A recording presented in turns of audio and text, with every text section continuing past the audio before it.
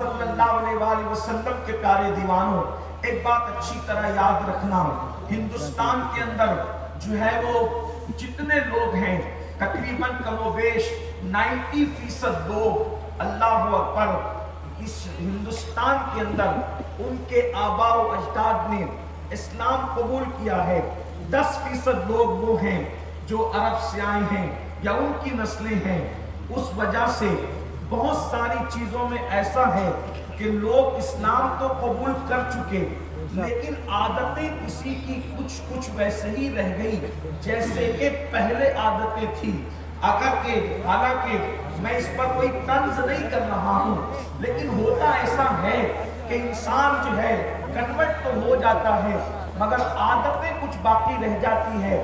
آئیے تھوڑا سا آخرت میں ہونا کیا ہے اس کا تصور کرتے ہیں۔ ایک بات آپ سے کہتا ہوں، خوش فہمیوں کی دنیا الگ ہے، حقیقتوں کی دنیا الگ ہے، شاعری کی دنیا الگ ہے، حدیث مصطفیٰ کی دنیا الگ ہے، کہانی قصوں کی دنیا الگ ہے، قرآن مقدس کی آیتوں کی کائنات الگ ہے۔ اللہ اکبر۔ آئیے ذرا ہم اپنی فکر کر لیں، بہت بے فکر ہو گئے، نماز نہیں پڑھیں گے پھر بھی جنتی ہے، رمضان المبارک کے روزے نہیں رکھیں گے پھر بھی جنتی ہے، زکوٰۃ چور بنیں گے پھر بھی جنتی ہے، زکوٰۃ نہیں دیں گے پھر بھی جنتی ہے، عورتوں پہ پاپ کی نظریں ڈالیں گے پھر بھی جنتی ہے، اللہ اکبر چوریاں کریں گے پھر بھی جنتی ہے، مسجدوں کو ویران کریں گے پھر بھی جنتی ہے۔ یہ کیسی جنت لکھا کر کے لائے ہو؟ حالانکہ ہم تو قرآن میں دیکھ رہے ہیں کہ نبی کا بیٹا بھی اگر نبی کے نقش قدم سے ہٹ رہا ہے تو قرآن نبی کے بیٹے کو جہنمی کہہ رہا ہے،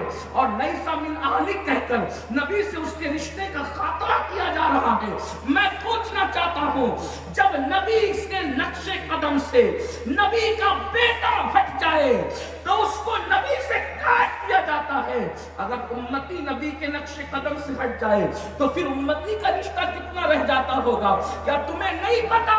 کنعان جیسا انسان حضرت نوح علیہ السلام کا بیٹا جب نبی کے نقش قدم سے ہٹا اور کافروں کے ساتھ رکھا ہے، آخرت سے بے فکر کر رکھا ہے۔ یاد رکھنا، دنیا کے اندر وہ قوم کبھی اللہ کی خشیت کی طرف نہیں آ سکتی، دنیا کے اندر وہ قوم کبھی عبادت کی طرف راغب نہیں ہو سکتی، دنیا کے اندر وہ قوم کبھی ترقی کی راہ کی مسافر نہیں بن سکتی جس قوم کے اندر فکر آخرت نہ ہو، اللہ رب العزت کی بارگاہ میں جواب دینے کا تصور نہ ہو۔ یاد رکھیں، اللہ کے حبیب علیہ السلام نے جو قوم نمک اور کافور میں فرق نہیں کر سکتی تھی، ان کے دلوں میں فکر آخرت پیدا کر کے ان کو اللہ کی